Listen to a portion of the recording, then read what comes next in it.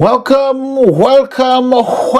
ladies and gentlemen, to another episode of Storytime with BDD. I'm your host, BDD, aka Brooklyn Dad. Happy Friday. And I say that even though I'm not that happy today. I'm gonna be honest with you guys. I'm not that happy. My heart is a little bit heavy, and there's no reason for it to be. I just feel like our party, and by our party, I mean our Democratic Party, is not unified. It's not unified the way it should be, and perhaps that is just the perception that is being crafted by the media. That is definitely not our friend, ladies and gentlemen.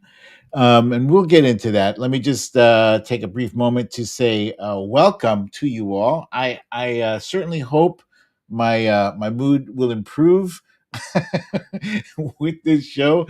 I feel like sometimes I'm doing this in a sense for therapy as much as I'm doing it to keep you guys informed, entertained, and inspired, maybe motivated. Hello, Zelda, right there at the top where you always be. I'm so happy to see you there. Valerie G is here, the Trump Reaper. Let's see. Foxhill Dreams is here. She says, one troll was waiting in here. You got to hand it to my trolls. They are dedicated.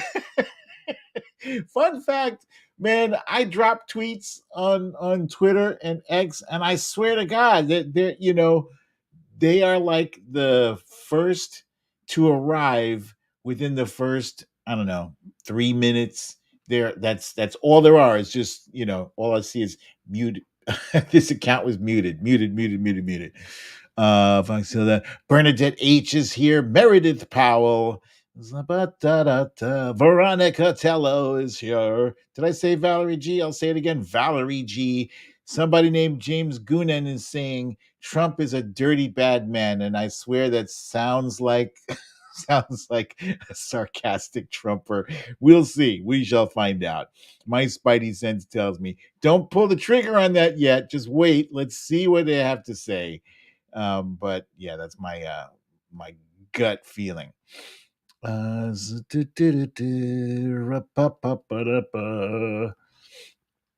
Hey, Sandra from Paramount, California is finally here on time, as she says. Welcome, Sandra. The ABX girl is here. Phyllis Harrison is here. Lulu girl. RJ, Aries Wanderer, Luciel, Lucas Sanders with the blue hearts there, Samantha McIntyre, Mama AG. Hey, the gang is all here. Geocosmic Valentine. There's a blast from the past there. Queen of the South. And Cindy C, of course. Glad you guys made it. All right, so let's go ahead and do that thing that I like to call the stories of the day.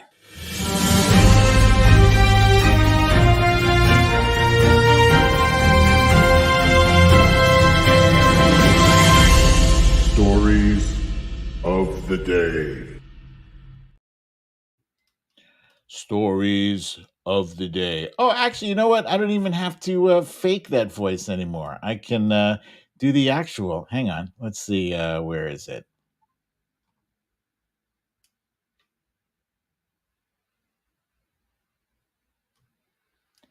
Stories of the day. No, that's not it. Wait. Stories of the day.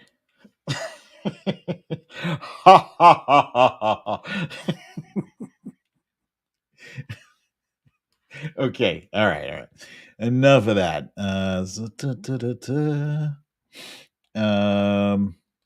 Okay. So Defiant Biden digs in. You guys know something funny? Anytime I'm watching TV or the news or something, and a newscaster or a host says Defiant, I'm like, yes. Hello. Yes. You called. Defiant Biden digs in.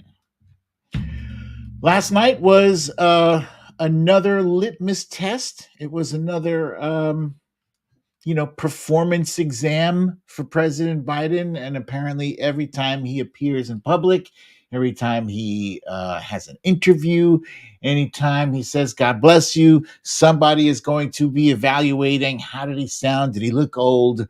Et cetera, et cetera. So he was at the NATO conference, which he hosted this week, and he had a very uh, high stakes interview, which was, I guess, it was a mixed bag. There were a lot of good things to take from it, but there were some not so great things to take away from it. And there is I don't know what you want to call it. Like, let's call it a high level, high profile celebrity exodus. Not so much an exodus, but these are guys who are people, not just guys, women also, that are kind of stepping out and calling upon President Biden to step aside. And, the folks that I know, they're not too happy about it. I personally am not too happy about it. Ooh, good point here from Phyllis Harrison, who says, and President Biden knew what NATO was. Yeah, apparently Donald Trump didn't even know what NATO was when he was in office.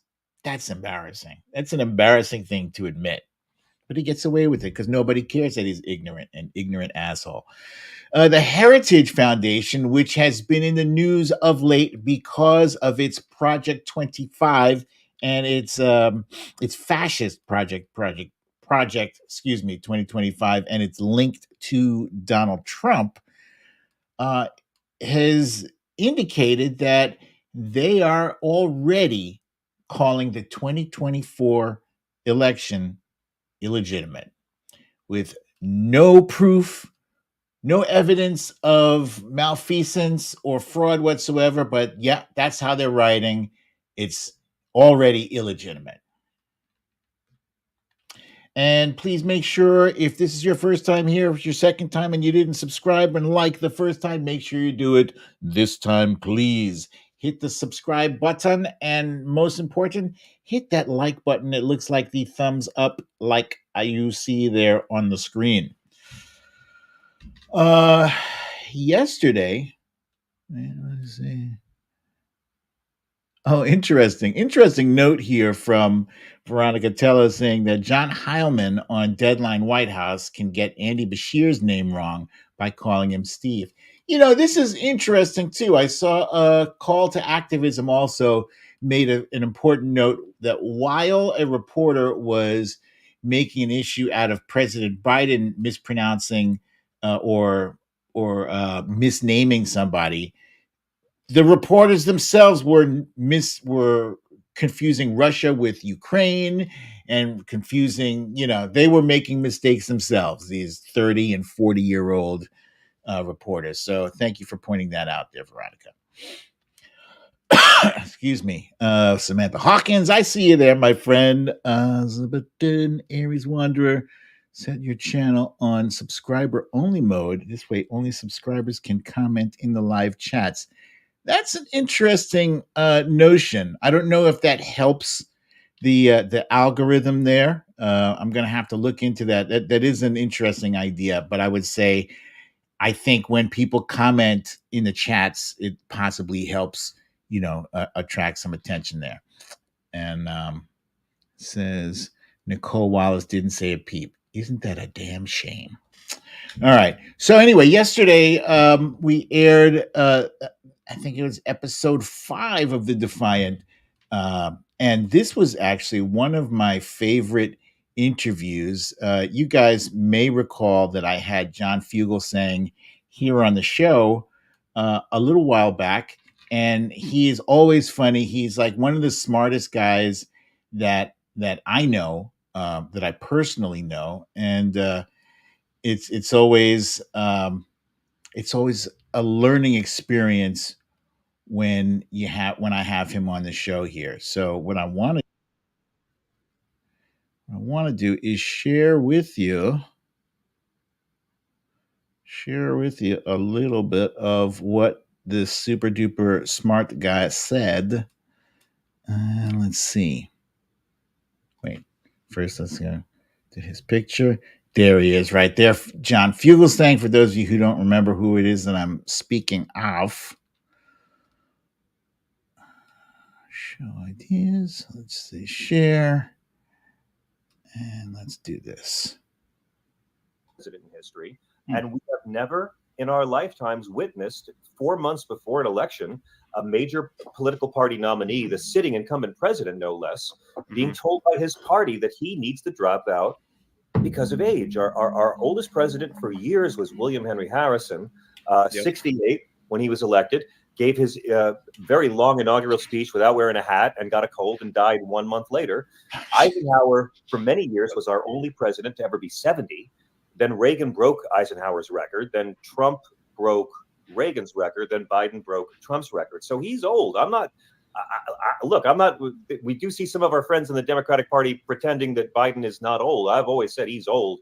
I don't care that he's old. 116-year-old Joe Biden in pajamas, drooling in his wheelchair, is more presidential than Donald Trump. Joe Biden in a coma, on fire, with an alien bursting from his chest, appoints better judges than Donald. Joe Biden's brain kept alive in a jar with electric fights for the middle class harder than Donald Trump. And Joe Biden's dog Commander, biting a chunk out of a Secret Service agent's thigh, cares about what's in the New Testament more than Donald Trump. So I'm just saying, I'll take the old guy. Jagger's 80, De Niro's 80, Harrison Ford's 80, Scorsese, Carole King. You know, like I'll take the old guy who needs another nap over the old guy who needs another defense attorney. It's not that hard for me. Look at all the shit Biden's gotten done, for God's sakes. The PACT Act, the CHIPS Act, infrastructure. 1 year we had lowest childhood poverty rate in history because we could do that if we can want to do that.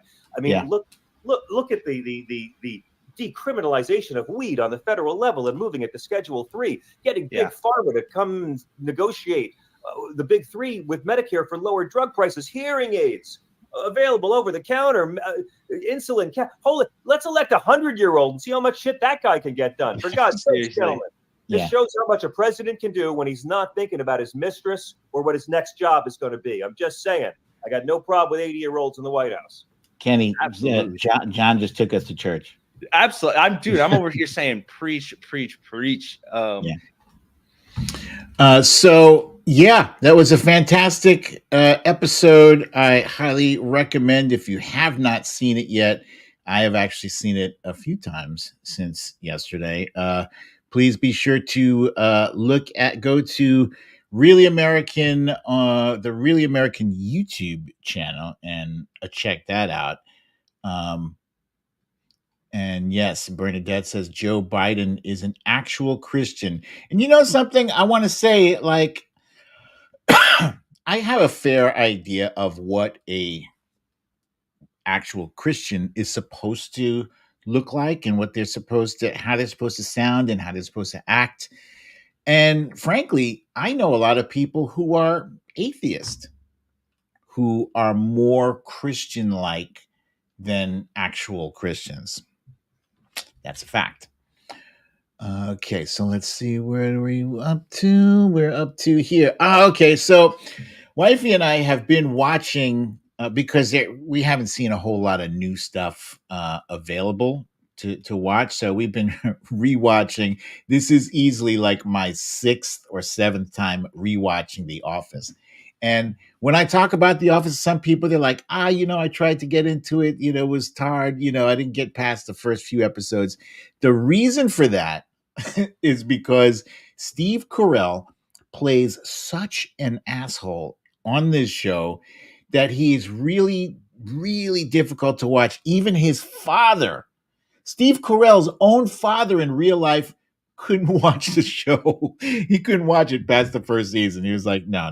He hated it. But I say that to say that The Office, please trust me. Oh my goodness. Holy shit, Zelda. Oh my goodness. Hang on. Whoa. My friend Zelda, thank you so very kindly. This is extremely, extremely generous of you. Holy shit. Thank you very much. I greatly appreciate that. You're so wonderful. Appreciate it. Thank you. God. Whew. Thank you. Excuse me. Phew. Thank you for pointing that out, Geocosmic Valentine. I didn't see that. Wow. So yeah, trust me. Get past the first like 5 or 6 episodes, and it's really, really, really funny show. Extremely well written. And you trust me, you are supposed to dislike the boss, Michael Scott, aka Steve Carell.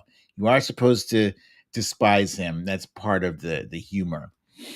But I brought that up because there are 2 characters, at least, from The Office who are instrumental in a show that is now available. I just learned it's a movie now available on Paramount Plus, and the movie is called If, and it is the brainchild of John Krasinski, who was the character of Jim Halpert. Jim Halpert on The Office, and Steve Carell plays the voice of one of the imaginary friends. That's what IF stands for. IF, imaginary friend. And the little girl who's in this show here, I think her name is Kaylee Fleming. You might know her. You might recognize her from The Walking Dead. She was Judith. She was the daughter of the sheriff, Rick. And there's Ryan Reynolds looking as handsome as ever. So I'm looking forward to see this. Aside from these cats, there's like a whole shitload of celebrities in this. It's probably like 30 or 40 people. You'll be like, oh, I know who that is. Yeah. So I'm looking forward to seeing this. Oh yeah, Steve Carell is the voice of the purple monster there on the left. He's kind of a big deal.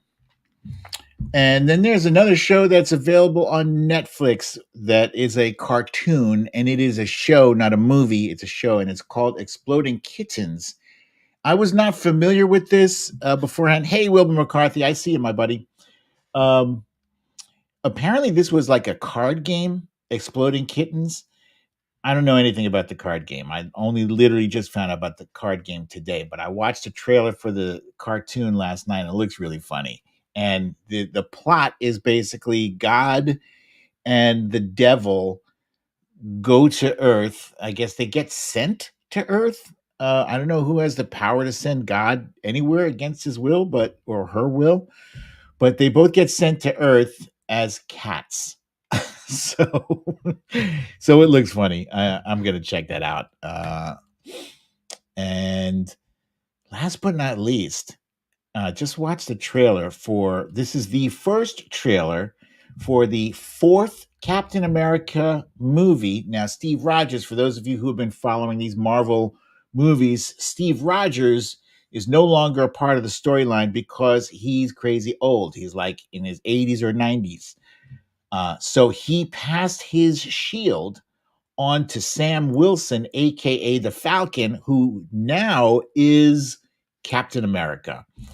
And the trailer looks great. It's starring not only Anthony Mackie as the new Captain America, it also stars Harrison Ford, who plays General Ross, aka Thaddeus Ross, aka the Red Hulk, who made an appearance in the trailer.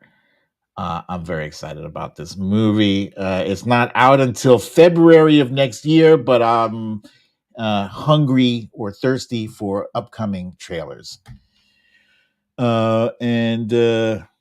Meredith Powell says she is excited for the Wolverine Deadpool movie and does not like superhero movies. I am as excited, if not more, probably more excited. Yes. So speaking of excited, it's a bit of good news for those of you who are sick and tired of the doom and gloom of Steve Kornacki's, predictable, doomy, gloomy poll forecasts. There's a new poll out today from NPR, PBS News, and Marist that shows President Biden with a 50% to 48% lead over Donald Trump. Now, With that said, that is within the margin of error. It's 2 percentage points, which basically means they're locked essentially in a tie, which is better than the picture they've been painting leading up to today. Leading up to today, everybody is under the impression that President Biden is losing to Donald Trump. And sure, it does show up like that in some poll results. It shows him, if you're outside the margin of error, and I learned this maybe about about a month or so ago. Outside the margin of error, which is typically like 3 points plus or minus. So if you're 6 points ahead, it's funny. Bernadette says can't stand Kornacki. I used to like Steve Kornacki. Now I can't. I'm with you there. I can't stand him no more. It seems like he's looking for the drama or something. I don't know. But yeah, if you've got like a 6-point lead, then you are outside the margin of error. So if you're leading by 6, you're actually leading by 3, if that makes any sense. Anyway, and here we get a good message here from Lucas Sanders. Welcome, young man. He's saying, stop Project 2025. Thank you for that comment. I love it. Thank you. And really quick from Aries Wanderer says, speaking of movies, she has a suggestion in honor of the late Shelley Duvall. I should have brought that up earlier. Watch The Shining or Popeye. I've seen both upwards of 10 times. Not even exaggerating. Great movies. Excellent suggestion. Thank you, Aries Wanderer, for that. So I'm saying, I'm just bringing this up. It's way too early for us to put too much stock into any poll results because, frankly, to be perfectly honest with you, they are asking on average anywhere from 800 people to 1,100 people in a country of 300 million people. Now, out of that 300 million people, it's likely we could see upwards of 150 million, or half of the population, voting in the next election. How can you honestly get an accurate result?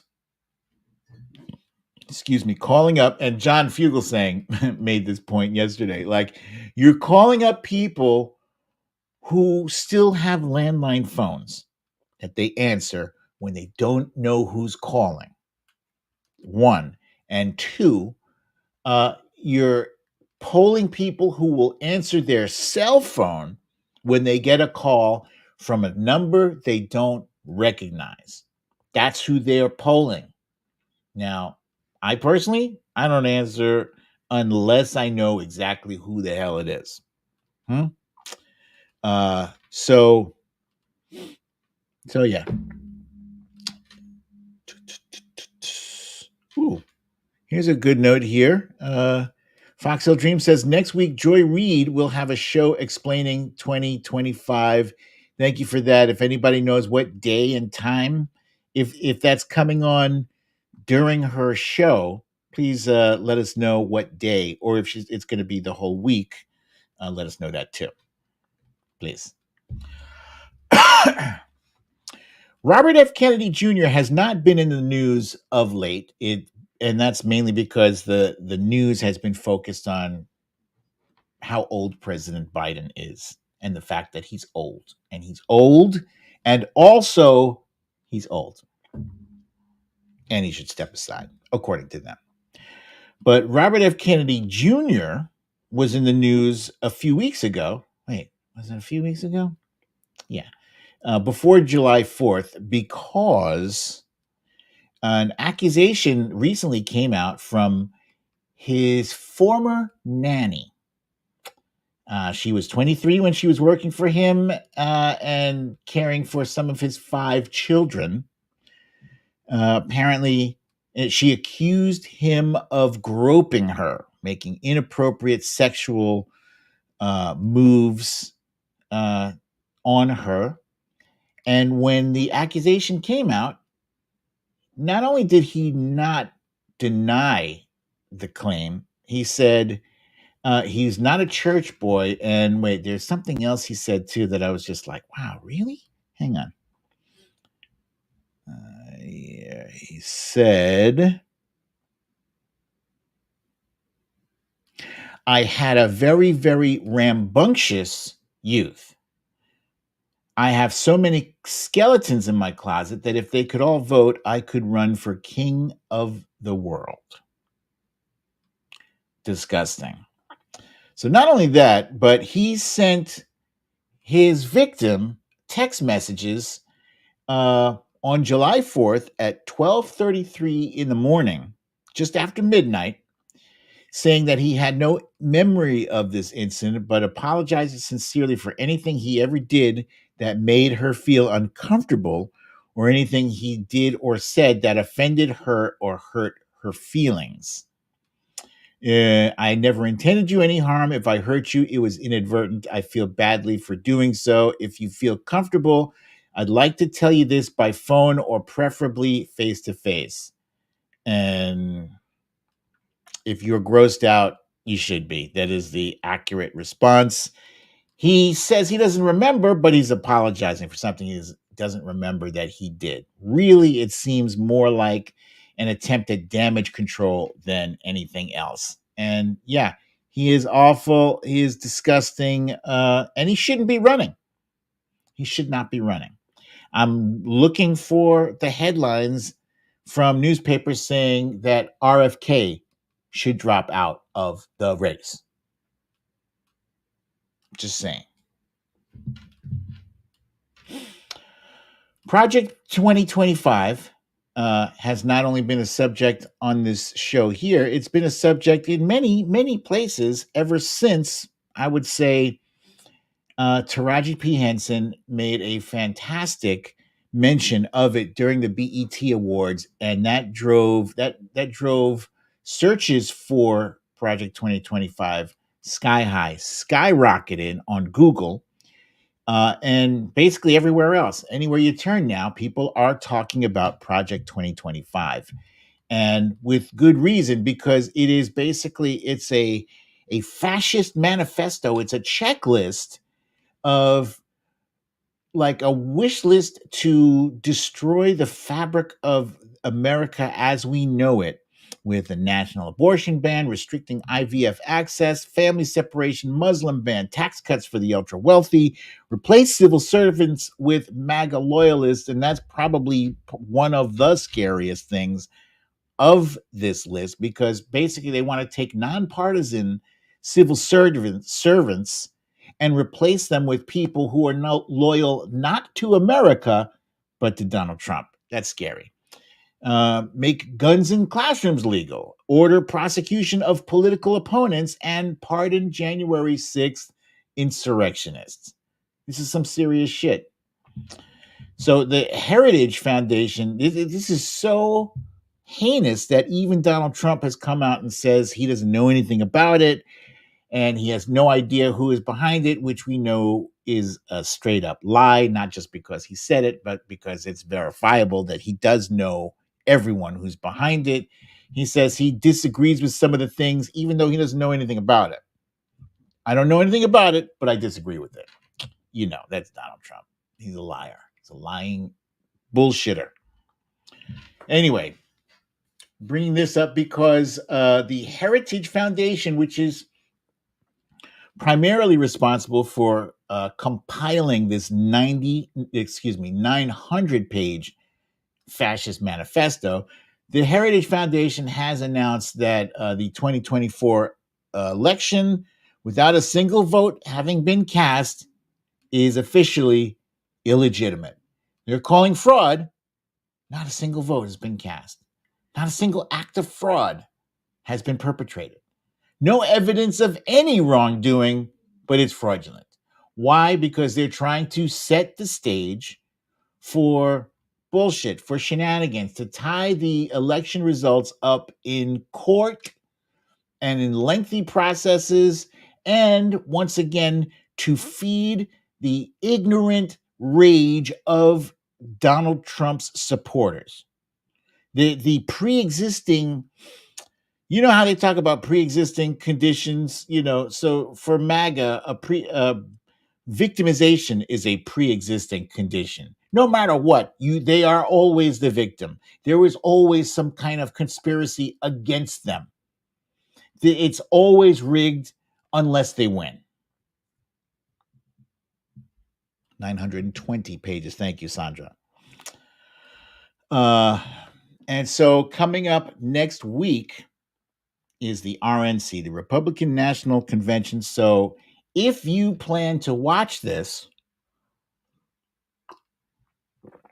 and I'm not saying you should, because it is going to be stressful, but if you do plan on watching it, make sure you get yourself load up on the Tums or the Mylanta, Pepto-Bismol, any of those indigestion medicines that people take when they get, acid reflux or agita, whatever the case might be, because it is not pleasant to watch, because it's basically a wall-to-wall lie fest. I remember too well. I've watched too many of these things. But if you do plan on watching it, you're probably only going to watch it because there's a possibility there will be another moment. The best is yet to come moments. So here's a great suggestion from Wilbur McCarthy saying, boycott cable news and tank their ratings. It's not a bad idea. I mean, you could pretty much guess what they're going to say. They're going to lie about Democrats, about President Biden.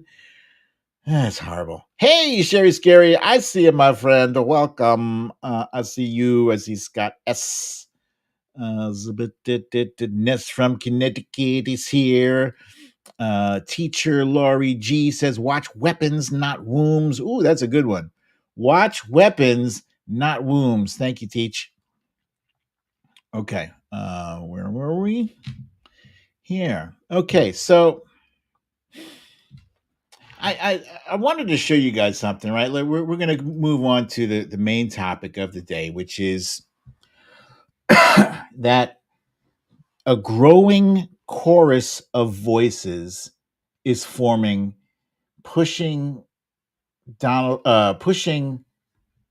Biden, President Biden, to drop out of the race. Now, currently, it's not a big number, but it's not an insignificant number of people either. Now, I just want to show you a few pictures here. Right, you see this picture here you see the look that President Biden has on his face there? It's kind of squinty. Wait, let me show you up close here. It looks like this. It looks like he's squinting, and it looks very old. Sometimes he makes old man face. He does, and it's frustrating that he can't control that. Other times we see pictures where he looks a little bit downtrodden. And whether it's his body language, whether it's his posture, he's stooped over and he's looking down. It's sending a message, right? And I'm pointing this out to you because these are the pictures. These pictures with his unfortunate facial expressions, these are the pictures that are being broadcast to Americans around the country on every channel. These pictures, right? There's plenty of pictures of him smiling, of him looking confident, of him, looking defiant here, like this one here, looking strong and defiant. No, but what we're getting are these. Hey, I can squeeze my face up, and I'm looking downtrodden here. That is the media machine at work. How do I know? Because I do this all the time myself. When I'm posting tweets, tweeting is messaging. It's messaging, right? And look, when I'm tweeting about Donald Trump, am I trying to find pictures of him looking handsome? No, I'm not looking for pictures of him when he was in his 30s and looking svelte, if that was a thing when he was in his 30s.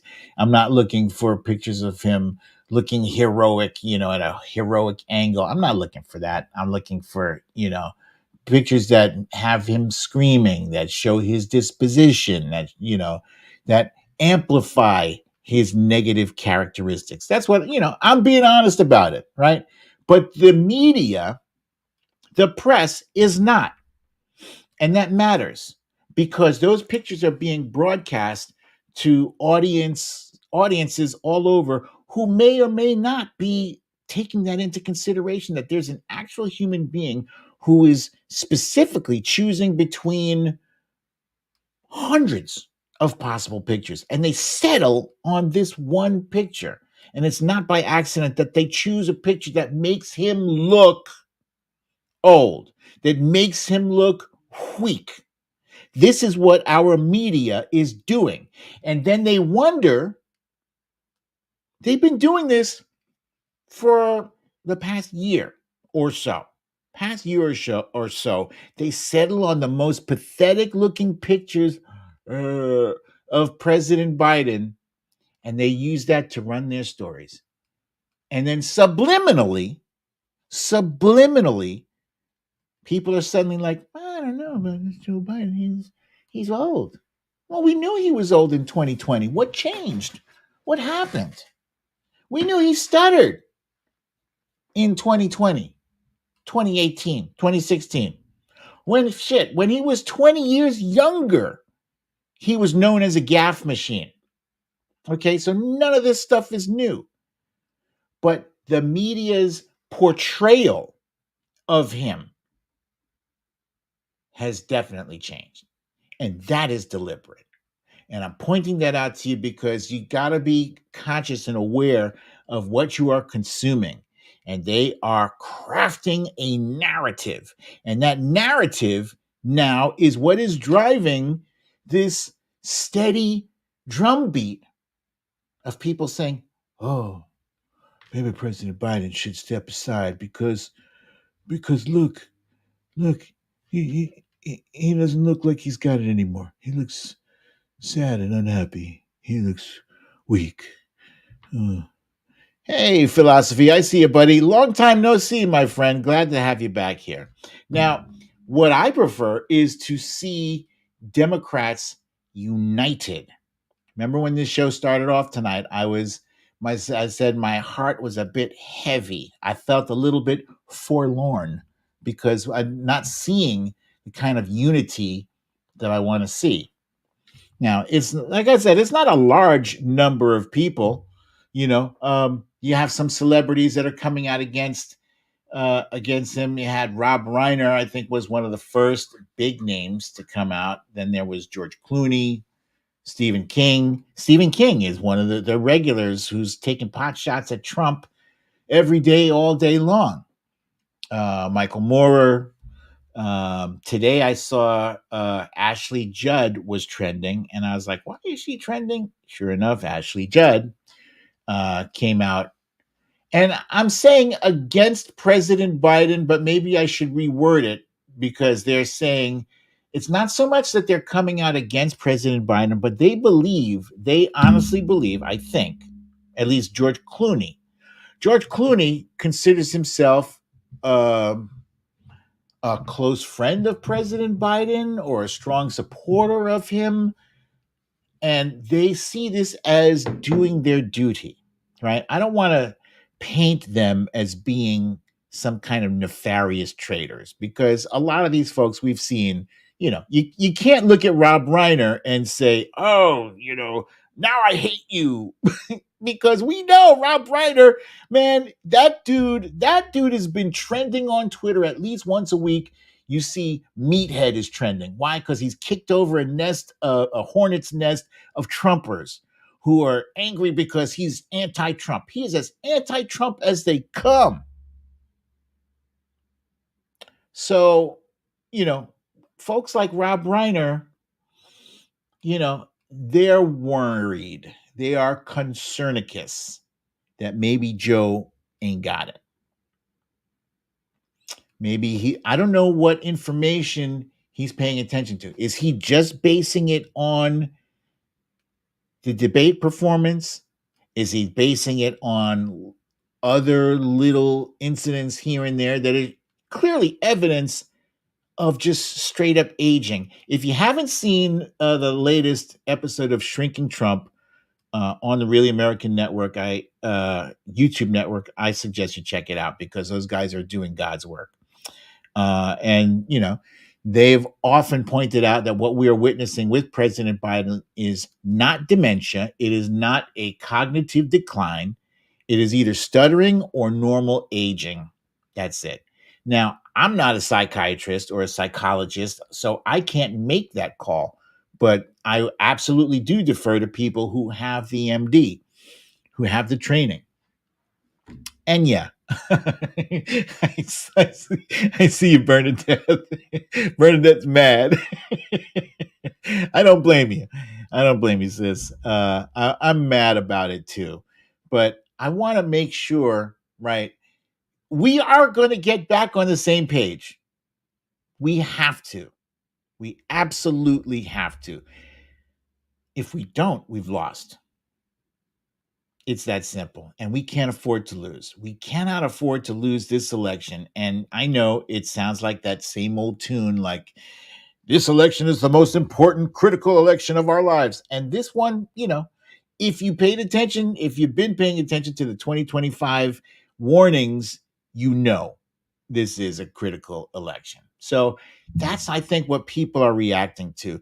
Nobody has a crystal ball. Nobody knows if these poll results we're looking at are an actual representation of what's really happening.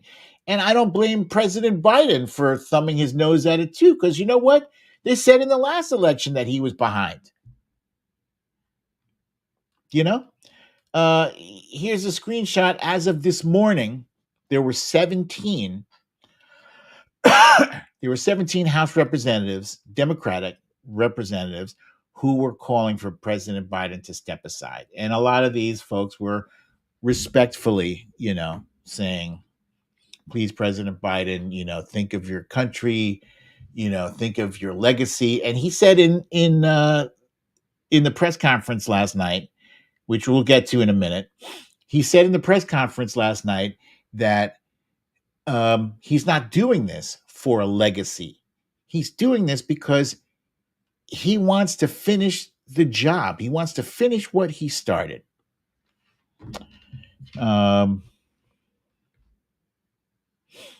So you may be wondering what's up with our party leaders, right? Because if President Biden, if there is an actual concerted effort for President Biden to step aside, it's not going to come from 17 nobodies. I am sorry to call them nobodies, but I don't know any of those folks. The 17, I know Jasmine Crockett, I know Adam Schiff, I know Katie Porter, I know, a ton of different representatives. Those 17 folks, I don't know none of them. I don't know them, but I sure as hell know Speaker Emerita Pelosi. I know Minority Leader Hakeem Jeffries, and of course, I know Senator Chuck Schumer.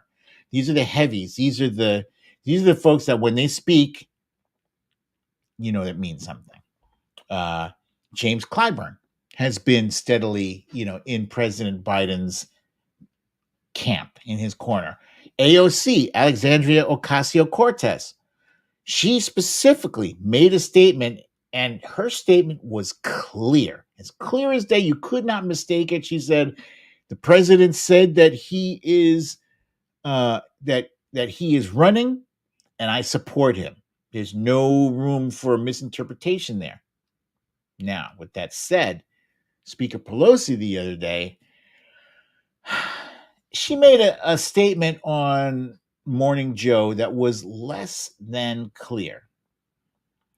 And it sounded like, I'm gonna share with you what she said here. She's often very careful about what she says and how she says it.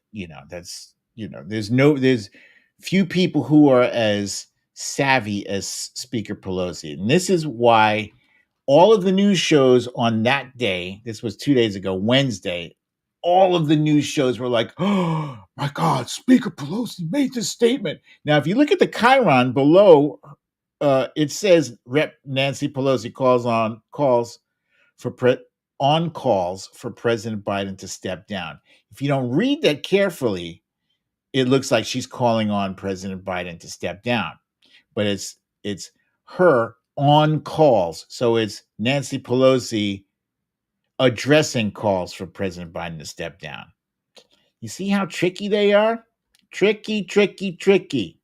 Happen. So, Madam Speaker, you just went through the president's record, but let me ask you about the current moment. Does he have your support to be the head of the Democratic ticket? As long as the president it's up to the president to decide if he is going to run.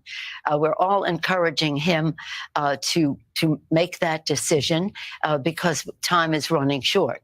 I think overwhelming support of the caucus. It's not for me to say. I'm not the head of the caucus anymore, but he's beloved.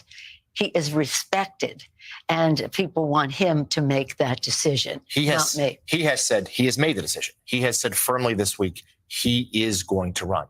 Do you want him to run? I want him to do whatever he decides to do, and that's the way it is. Whatever he decides, we go with. I think it's really important, and I would hope everyone would join in to let him deal with this NATO conference. This is a very big deal. Over 30 heads of state are here. He is the host of it, and that means not just hosting, it means orchestrating the discussion and setting the agenda, and he's doing so magnificently. And I've said to everyone, let's just hold off. Whatever you're thinking, either tell somebody privately, but you don't have to put that out on the table. I'm going to stop right there because that is probably more important than the subtext of what everybody was taking away from her comments. First of all, I'll address the subtext of her comments, that she said that it's up to President Biden to decide, it's his decision, et cetera, which made it sound as though she was not accepting his decision. You can parse that however you like. I've seen just earlier today, I saw an MSNBC reporter ask somebody, let me see, I took notes on this bullshit. Someone asked a member of Congress, would you be open to Vice President Kamala Harris taking over as the candidate? And the person said, sure, I'd be open if that's something President Biden wants. And then the reporter said, so you're saying that the door is open for that to happen? And they were like, no, that's not what I was saying. Like, they're literally just responding to the question. So they're trying, the press is doing some sneaky shit, trying to make something happen that's not necessarily happening, right? But what I wanted to address was the more important thing from Speaker Pelosi, where she said, President Biden is dealing with this NATO conference this week, and I wish people would let him deal with that. If you have questions or concerns about it, hold that. Don't put it out there. We don't air our dirty laundry for everybody to see. If you're having a fight or a disagreement with your spouse or your loved one or whatever, you don't carry that outside for all your neighbors to see. You settle that shit inside. And that's what should be happening with President Biden now. This thing shouldn't be public for all these world leaders to see. Every day President Biden has to pull another knife out of his back. Come on. All this bullshit, one more Democratic person is saying he should step aside. While this is going on, while he's got this NATO, that's fucked up. I'm sorry. 1 day, 3 days, it's not going to make a difference if he addresses it now or addresses it next week. Frankly, I feel like he addressed it. If you have concern about it, then you take your concerns to your party leader and have your party leader bring it up to President Biden. You don't put it out there in the press. That's despicable. You're hurting the president. If he decides not to bow down to pressure, because that's what it is, it's a pressure campaign, if he decides not to give in to the pressure and stay in the race, you've wounded him. Now you've wounded him. You've registered your vote of no confidence. All of these reporters, all these press reports are talking about, all these people that in the Democratic Party are not behind him or want him to step out. Why? And now you're creating a whole nother story. Oh, maybe the president is weak. And that feeds into that same bullshit narrative that the press has crafted over the past year with a picture of him looking old, A lot of these things are irrelevant, are unnecessary to focus on. Shit, our greatest president in the history of the United States, FDR, Franklin Delano Roosevelt, served 4 terms in a wheelchair. Actually, he didn't complete his final term because he passed away. And then his vice president took over. And his vice president was perfectly capable of handling the job. And that's the other thing that is pissing me off about this discussion is that whenever they talk about President Biden hypothetically stepping aside, they don't automatically say so that Kamala Harris can step in and take the baton from him. They don't. They're like, then we have to figure out who's going to be. What do you mean we have to figure out who's going to take over? She's the vice president. She was chosen by the president that you say you have so much respect for. You're saying you don't respect his judgment in choosing his successor and choosing the person who will step in if he kicks the bucket, we knock on wood, if he kicks the bucket before his term is over? That's despicable. So what kind of fucking circus are you trying to orchestrate now? What kind of bullshit 3-ring circus are you trying to create at our Democratic National Convention? You got the Republicans looking like a well-oiled machine right now. And just a few short months ago, they couldn't stand each other. We were busy making videos, showing how in disarray they were, how upset that they couldn't accomplish anything. Now we're the ones looking like we're in disarray. We can't even get together. We can't even unify behind our candidate. Their outward, open calls for him to step aside are causing dissension, unhealthy dissension, and doubt. What are you basing his need to step aside for? Those faulty polls we were talking about? Those polls that, they question 1,100 people out of millions? 1,100 people that are going to answer a landline phone or a cell phone they don't know who's calling? That's your litmus test? It's ridiculous. So let's talk about last night. So wifey and I were watching. First thing I noticed was, holy shit, there's a lot of people in that room.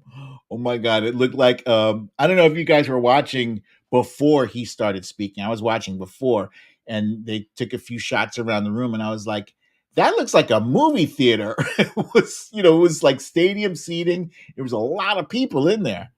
Oh boy. So then the thing started, right?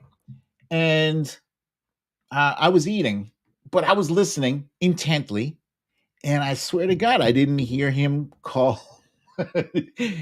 Wait, I heard his speech, his scripted remarks first, and then the Q&A, and I think I was fully in engaged in my dinner plate. But that was when he mistakenly called Vice President Kamala Harris Vice President Trump. Now, we know he didn't mean to say that. It's just something that, it happened. It's unfortunate. But I saw some memes I saw some memes on that yesterday. That was, I got to admit, this one is kind of funny. People ain't right, but that shit was funny. And then apparently earlier in the day, he had also mistakenly referred to President Zelensky as President Putin. After which, it was like he made the statement, and then like 3 seconds later, 2 or 3 seconds later, as he's walking off, he's like, "Oh, wait a minute. President Putin? I didn't mean that. I meant President Zelensky." And he corrected himself. That's unlike Donald Trump, who would just gallop straight through it, and so people were sharing pictures like this and saying this is President Putin and Vice President Trump. This is funny. But yeah, thank you, Bernadette. It's a brain fart. That's all. Like several people mentioned earlier in the show, you had reporters making mistakes, mistakenly calling people things. When I do this show, I'm extemporaneously coming off the top of my head, so I mistakenly say sometimes I can't even remember the names of people. There was that day I couldn't remember for the life of me. I couldn't remember Jasmine Crockett's name. And I was like, how is this possible? I was very upset with myself. And I'm only 56, I pride myself on having the best memory. And then I saw a lot of people commenting on Twitter. They were like, shit, man, my mom, used to call when she was calling me or my siblings, she would call each of our names, until she got the right one. Doesn't mean that mom had dementia. It just meant that, she had a lot of shit on her mind, on her brain. So also, I kind of want to point out, let me see if I have this handy.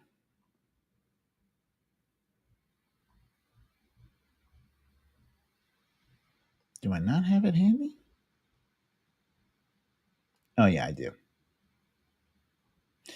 Yeah, so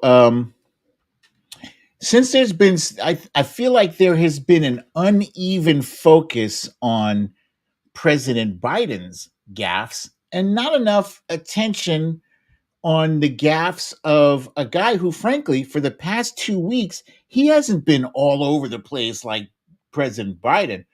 President Biden has made public appearances. He's been on radio shows. He's done rallies. He's done meetings. He's appearing all over the place, probably 20 different events, and a very high stakes, high pressure meeting with 30 world leaders. Okay. Meanwhile, Donald Trump has had it easy, as President Biden pointed out. Donald Trump, is riding around on a golf cart and filling out his card before he even hits the ball. So I do want to share with you some of Donald Trump's greatest hits. We've endorsed JP, right? J.D. Mandel. Joe Biden won against Barack Hussein Obama. Has anyone ever heard of him? Barack Hussein Obama. Or think of it, a new branch of the United States military, United States Armed Forces, called Air Force. I never talked about that. We appreciate it very much, Tim Apple. The worst president by far, Jimmy Connors, is to us. We appreciate it, sir. Thanks a lot. You have a deal. Thanks a lot. Bye. I may ask Marilyn Lockheed. I'd like to maybe have Matt Blum speak next. And what we saw at Pleasure, what a name right now. But what we just saw, we just left Pleasure. Does everyone know Ronnie Johnson, congressman from Texas? We would be in World War II. Secretary of State Mike Bolton. We may, it's being discussed right now, Mike Bolton, as you know, is in Russia. I look forward to solving it. Thank you, Steve. Steve, please. It was Trump's fault. It's always Trump's fault. Can it ever be like Rick Gates's fault? I mean, it's fantastic. Works so hard, so smart. Has a great wife, Viktor Orban. Did anyone ever hear of him? He's probably like one of the strongest leaders anywhere in the world. And he's the leader of, right? He's the leader of Turkey. Fronts on both Russia, but I did it, and Israel therefore became the capital. Bob McGuire, you're going to have a great race. You're going to win. And by the way, they never report the crowd on January 6th. You know, Nikki Haley, because of lots of things, like Nikki Haley is in charge of security. Thank you very much, and a very big hello to a place where we've done very well, Sioux Falls. Thank you very much, Sioux Falls. And thank. Yep. That's so it's important to call out both sides. If you're going to focus on President Biden's two mishaps yesterday, one of which he caught immediately, give equal time, because they made that mistake again. They made that mistake in 2016. Who'd they do that to? Hillary Clinton, when they went on that, but her emails crusade. It was ridiculous. It was absolutely ridiculous. They buried her under that shit. And when Hillary Clinton was, I guess, sick because she had been working nonstop, whatever, they made it look like she was dying. So, hang on. Let me see. What do we have here? So, as far as Vice President Kamala Harris is concerned, yeah, of course, I support her stepping in should the need arise. Should President Biden change his mind? But here's the other thing, right? He hasn't changed his mind. He hasn't. And it's kind of annoying, like, as an adult, to watch this play out, because they're treating him like, are you sure that's what you want to do? George Stephanopoulos was the first person to give him that treatment. In his interview of President Biden, he asked him over and over, are you sure you don't want to step aside? Why don't you think about stepping aside? Are you sure maybe you should step aside? So many stupid questions like that. And then this is the way he is being treated going forward, as if let's say you went to a restaurant and you ordered the blueberry pie. And you want the blueberry pie, but then you're sitting there and people are coming by and they're like, you sure you want to get that blueberry pie? Yeah, I'm sure I want the blueberry pie. What's wrong with it? Well, there's nothing. But you sure you want that blueberry pie? And after a while, you get enough people asking you if you're sure you want the blueberry pie, and you start to wonder, what's wrong with the blueberry pie that everybody's asking me? Am I sure I want it? Yeah, I'm sure. Unless you have some concrete evidence that there is something wrong, that somebody, slipped a worm into the blueberry pie. But if this is just, well, I heard the blueberry pie is not very good. Well, who'd you hear it from? And, that's my problem with all of this backbiting of President Biden. Nobody knows. I don't know. You guys don't know. President Biden doesn't know. What he does know is that he is the only motherfucker who has defeated Donald Trump. The only one. And that's why he's hanging in there, because he believes he can do it again. And why shouldn't he be able to? Why shouldn't he be able to? I heard everything he said. He was very lucid when he spoke to reporters last night. He might not be, as quick with his remarks or as loud, right? Donald Trump is loud and he's quick, but it doesn't mean we just watched 2 minutes of gobbledygook, of gibberish.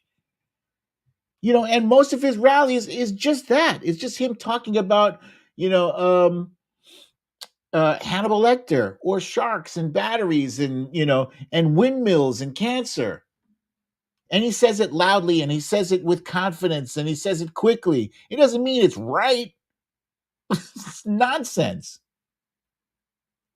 You're going to believe somebody who speaks loudly and confidently bullshit over somebody who speaks carefully and slowly, but they tell you the truth and they're speaking accurately. Man, if you guys were listening to President Biden's question and answer with the press last night, he was very thoughtful with a lot of the foreign policy things that he knows that I don't know, and I probably will never know, and I have no desire to know. But he's forgotten more about foreign policy than most people will ever learn.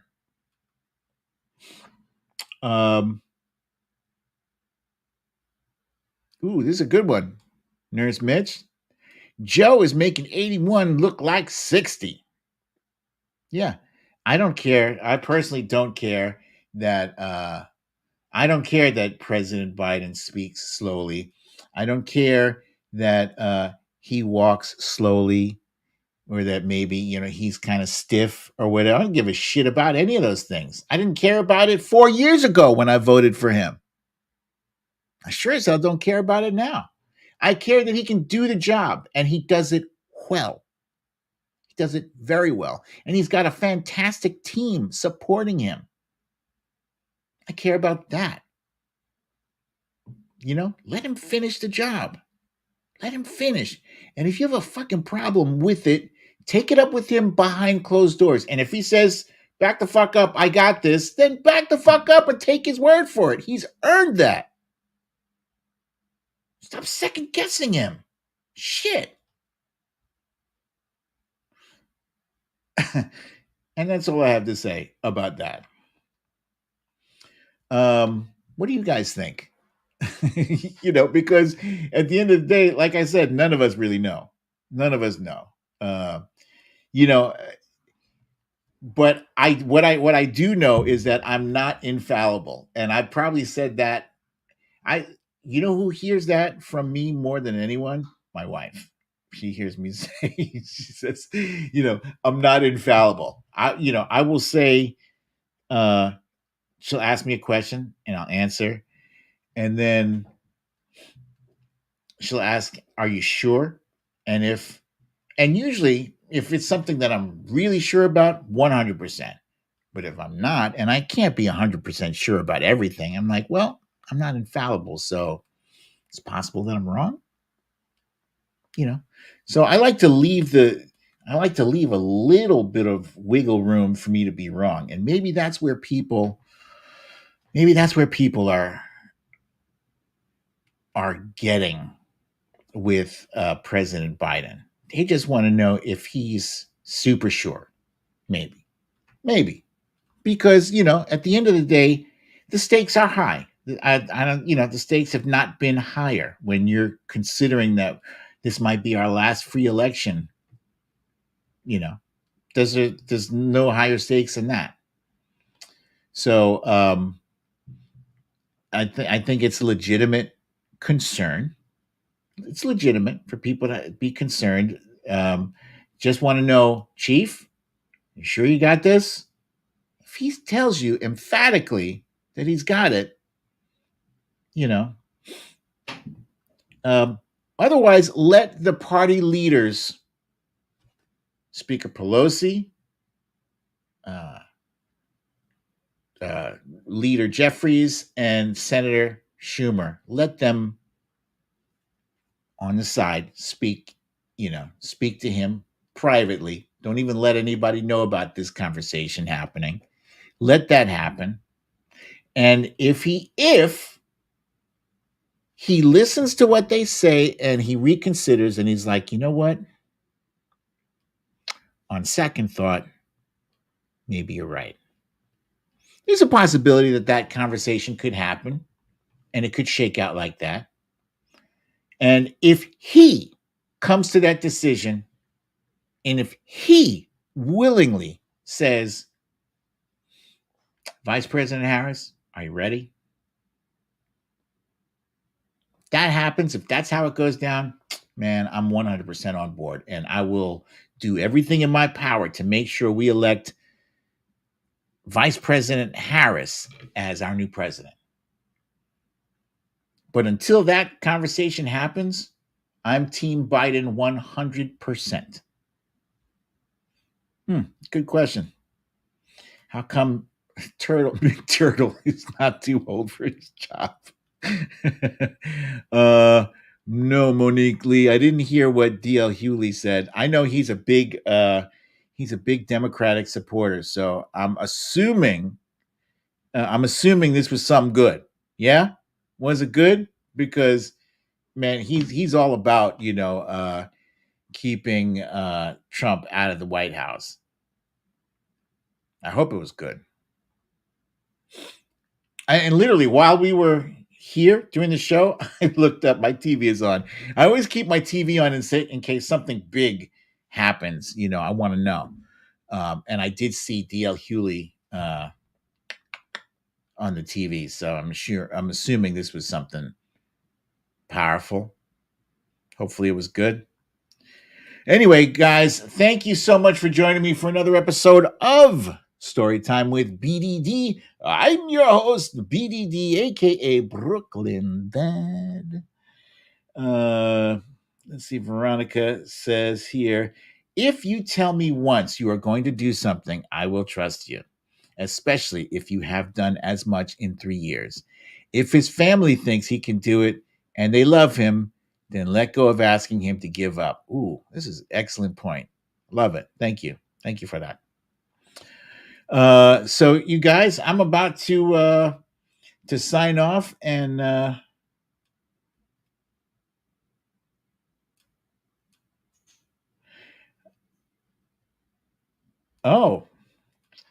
called them out for attacking Biden and being disorganized. Thank you. I can't wait to see it. And Carol Glynn wants to know, BDD, did you see the song The Biden Bass? No, I haven't seen that. Oh, I got things. Hang on. Some people still use pencil and paper. That's me. Let's see, The Biden Bass and DL Hughley.